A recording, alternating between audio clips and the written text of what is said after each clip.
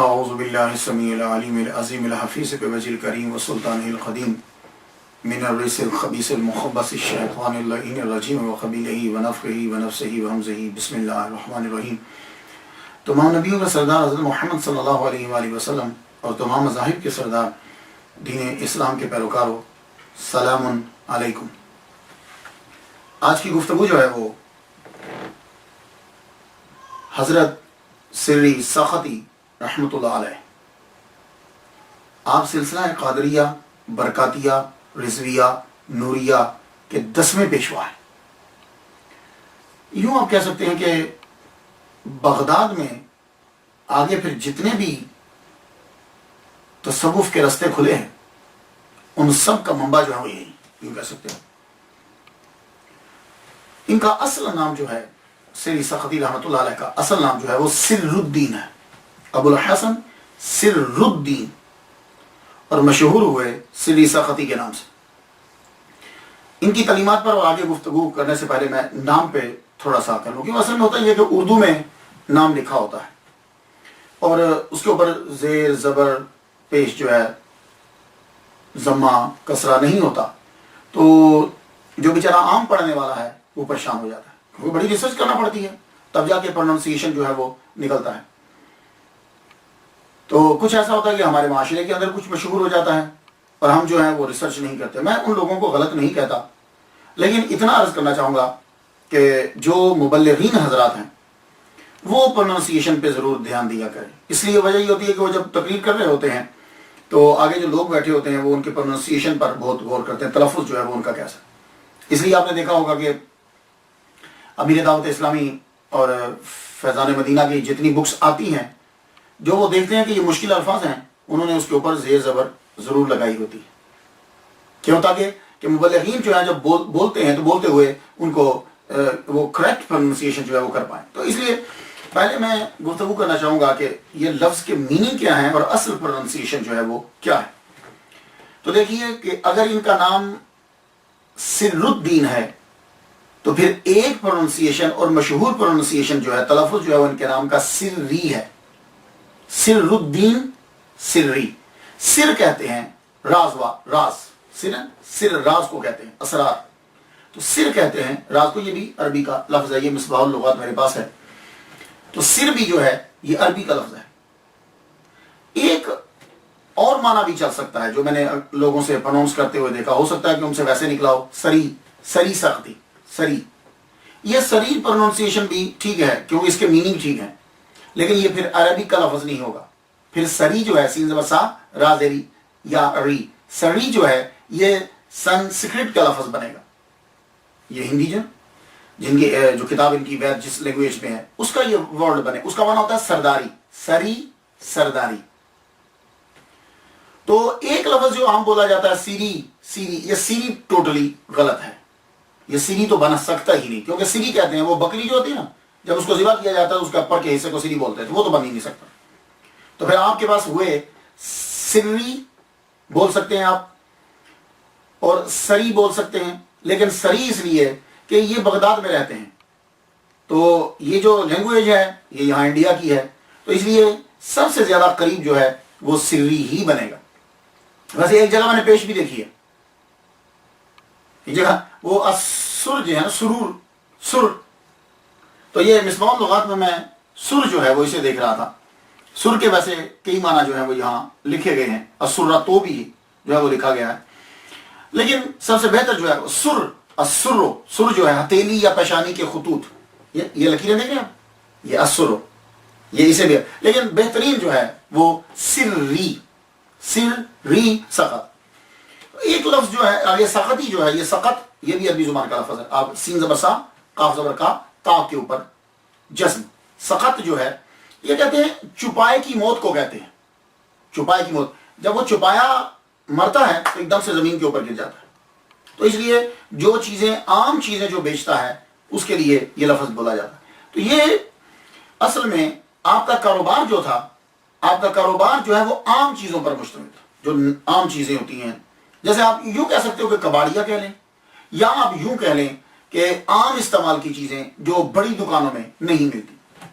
تو آپ کا طریقہ کار اس لیے آپ سقطی جو ہے وہ مشہور ہوگی۔ ابتدائی اب ان کی پیدائش جو ہے وہ کس تاریخ میں ہے، تو میں عرض کرنا چاہوں گا اپنے سامعین کو کہ دیکھو، جب میں ریسرچ کرتا ہوں پہلی صدی ہجری میں، دوسری میں، تیسری میں دیکھتا ہوں، تو فرق جو ہے وہ نظر آتا ہے کہ کچھ کون سے سن کے اندر، کون سے سن کے اندر تو 1 2 3 سال کا جو ہے وہ فرق ہو جاتا ہے۔ پھر اس کو تلاش کیا جاتا ہے، اسے دیکھا جاتا ہے کہ کسی ایک چیز کو لے کر کہ یہ سن صحیح بنے گا، دوسری چیز کو لے کے کیا یہ صحیح بنے گا، اگر وہ نہ ہو تو تیسرے کسی آدمی کو لے کے اس کے سن کو میں دیکھ لیتا ہوں، لیکن پھر بھی جو ہے وہ فرق رہ جاتا ہے۔ تو اگر آپ کو فرق نظر آئے گا تو اس کا مطلب ہے کہ آپ کی تحقیق کا طریقہ جو ہے وہ کچھ جدا ہے، اور میں نے جس انداز سے تحقیق کی وہ طریقہ جو ہے وہ جدا تھا، لیکن فرق تھوڑا سا ہی پڑتا ہے، سن سے کوئی خاص اتنا فرق نہیں پڑتا۔ اصل چیز تو ہمارا جو موقف ہے اور یہ سلسلہ جس کے لیے شروع کیا ہے ہم نے، وہ یہ ہے کہ ان کی تعلیمات ہم آگے تک پہنچائیں۔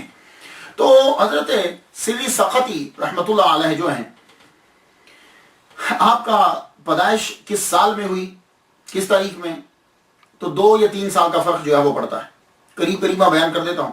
آپ کی پیدائش جو ہے وہ 155 ہجری کی ہے، 155 ہجری کی، اور بعض نے کہا کہ 150 ہجری، بغداد میں آپ پیدا ہوئے۔ اب یہ 155 میں نے کس طرح اسے ڈھونڈا ہے کہ مجھے معلوم ہوا کہ آپ 98 سال جو ہیں وہ رہے، 253 جو ہے وہ مجھے کنفرم ہو گیا کہ آپ 253 ہجری کو دنیا میں چلے گئے، 253 ہجری کو دنیا سے آپ رخصت ہوئے۔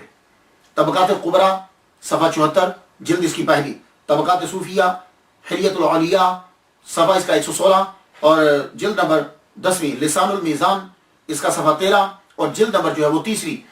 یہ اتنے جید علماء جو ہیں، ان سے مجھے معلوم ہوا کہ 253 ہجری میں آپ کا وصال ہوا، تو 98 ایئرز آپ دنیا میں رہے ہیں حضرت سری سقطی رحمۃ اللہ۔ تو میں نے پھر حساب لگایا تو پرفیکٹ جو حساب نکلتا ہے وہ 155 ہجری ہی نکلے گا۔ اس کے علاوہ جن لوگوں نے جو کہا ہے وہ انہوں نے دوسروں سے دیکھ کر بیان کر ڈالا۔ آپ کے والد گرامی کا نام کیا ہے؟ اب میں بکس پڑھنے لگا، اب ظاہر القاء تو نہیں ہوتا، ہر مولوی جو ہے وہ سٹڈی کرتا ہے، یہ بات یاد رکھیے گا، سب سٹڈی کرتے ہیں، بس وہ ایک انداز ہوتا ہے، اللہ تعالیٰ ایک خاص ماحول دے دیتا ہے، باقی پڑھتے بیچارے سارے کچھ کی ذرا زیادہ سٹڈی ہائی ہوتی ہے۔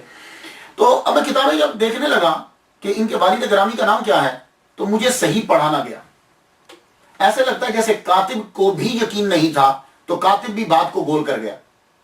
میں نے بڑی کوشش کی کہ ان کے والد گرامی کے نام کو پروناؤنس کروں کہ یہ فا ہے کہ غین ہے، لیکن اللہ بھلا کرے، اب یہ ہوتا ہے کہ اس چیز کو تلاش کرنے کے لیے پھر آگے بڑھنا پڑتا ہے۔ میں نے یہ کتاب پڑھی، وہ شیخ مولوی احمد چشتی حیدرآبادی کی ہے، قصر عارفاں، بہت اچھی کتاب لکھی ہے انہوں نے۔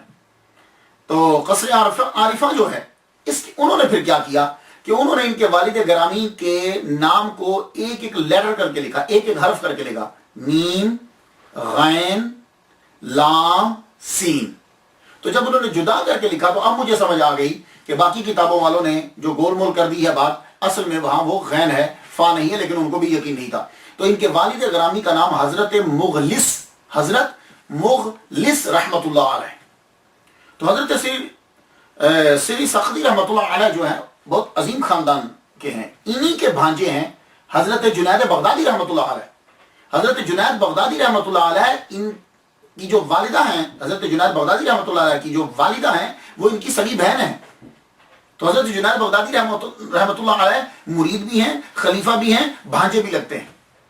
اب اس سے اندازہ لگا لیجیے آپ کہ حضرت سری سقطی رحمۃ اللہ علیہ کا کتنا بڑا مرتبہ ہے۔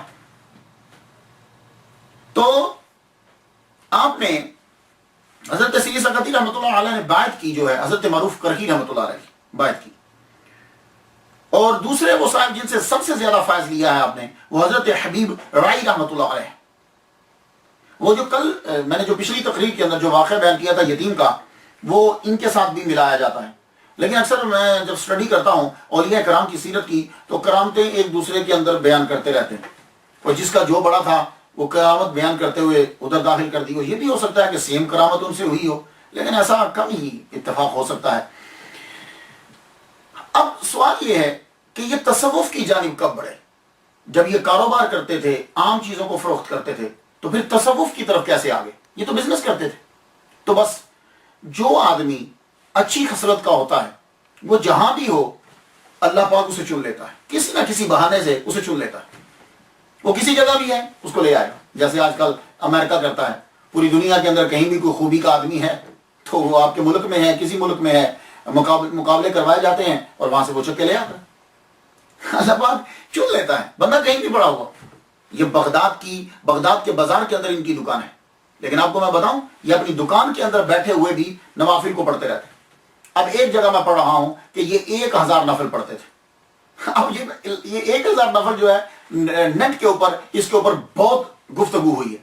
میرا ایک ٹاپک تھا رابعہ بصریہ رحمۃ اللہ علیہ، اس کے اوپر میں نے کتاب میں جو پڑھا میں نے بیان کر دیا کہ بھائی کتاب میں یہ لکھا کہ وہ 1000 نفل پڑھتی تھی. اس کے اوپر نیچے بڑی لمبی ڈیٹیل ہوئی، تقریباً 14-15 لاکھ اس کے ویوز ہیں میرے اس لیکچر کے، 15 لاکھ کے قریباً 15 لاکھ ویوز ہیں اس کے.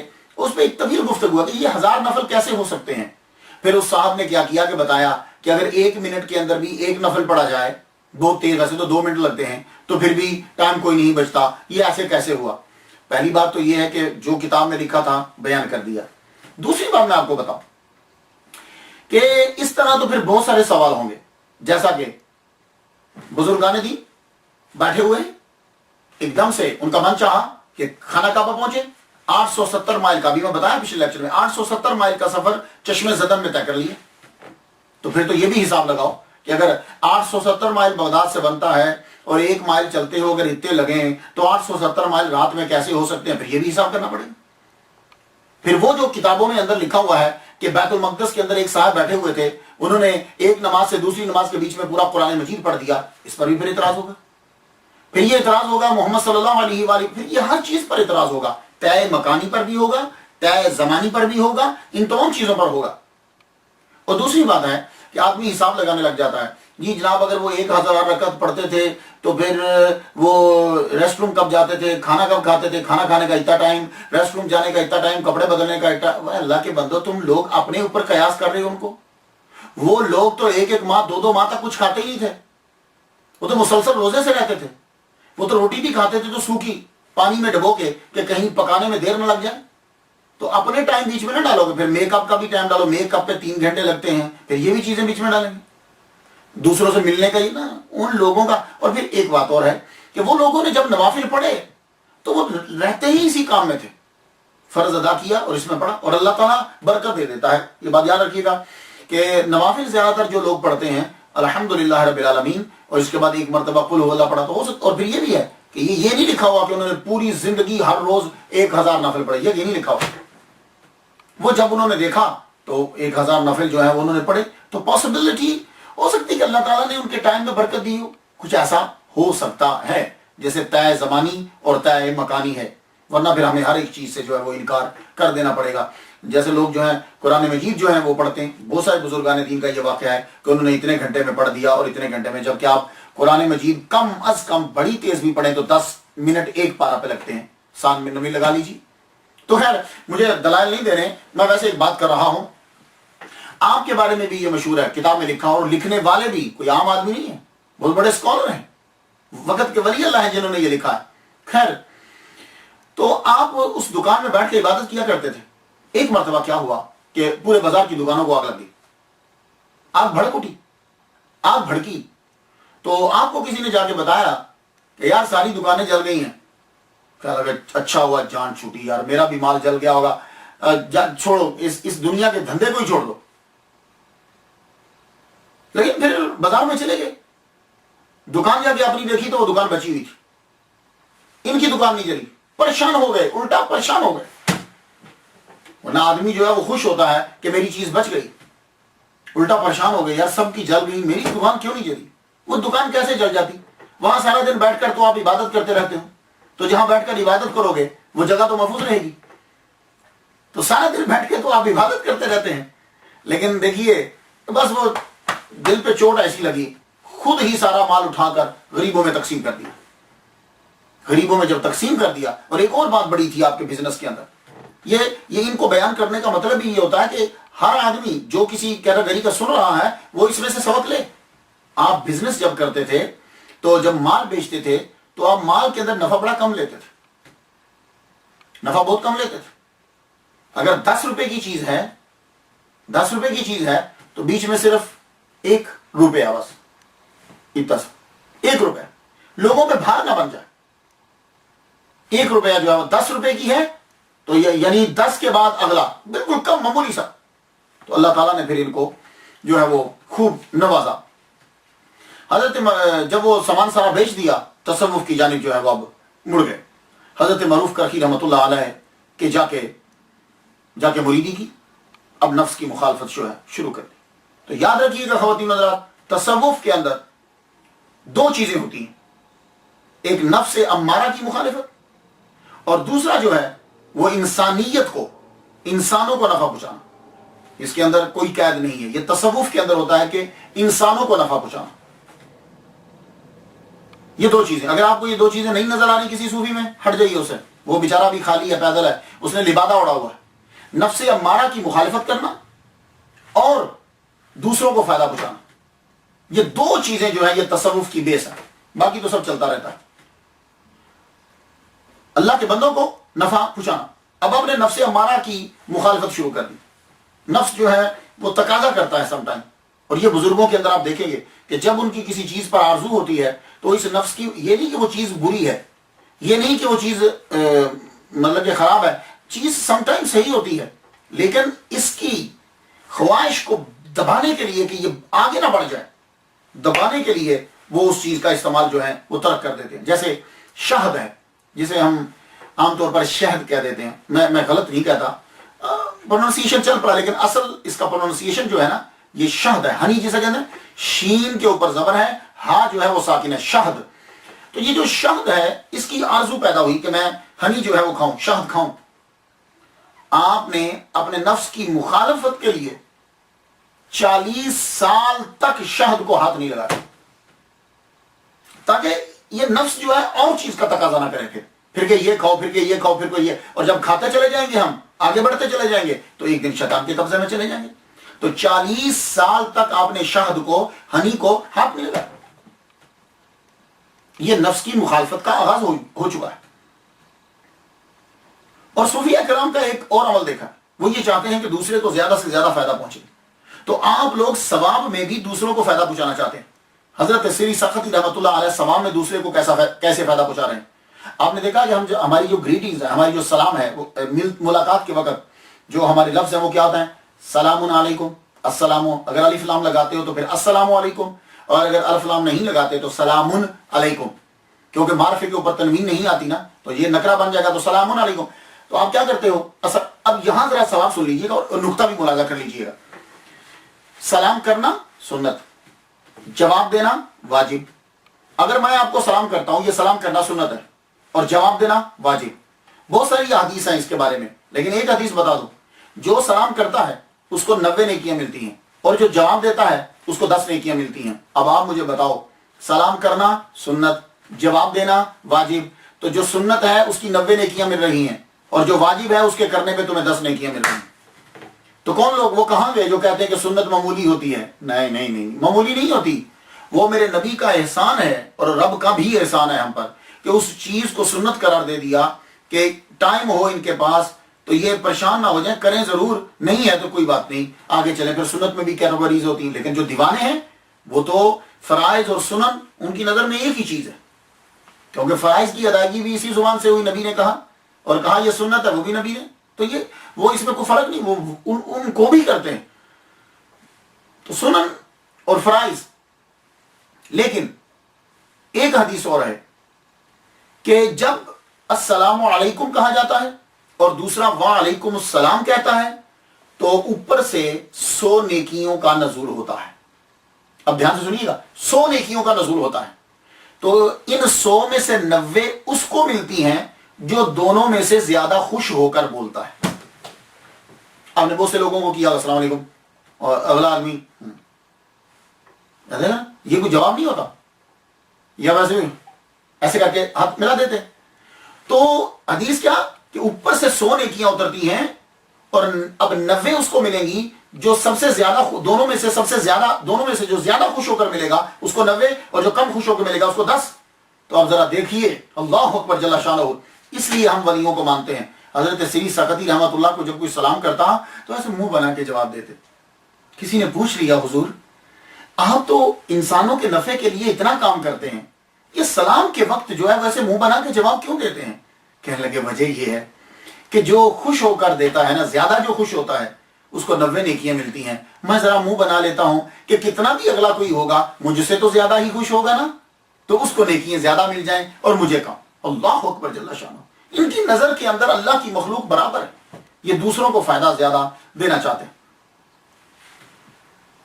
تو زیادہ سے زیادہ دوسروں کو نفع دینا یہ تصوف میں اور اسلام کے اندر ہوتا ہے۔ اور عاجزی انکساری کا یہ عالم تھا کہ شیشہ میں آئینہ کے اندر چہرہ جا کے دیکھتے۔